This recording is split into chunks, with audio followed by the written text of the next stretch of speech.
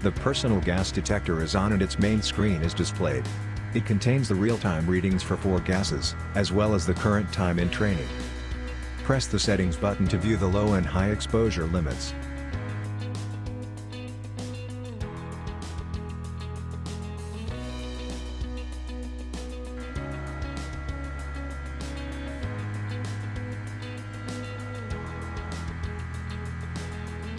This gas detector has a more powerful pump and a 40-meter long tube, which allows analyzing the air remotely.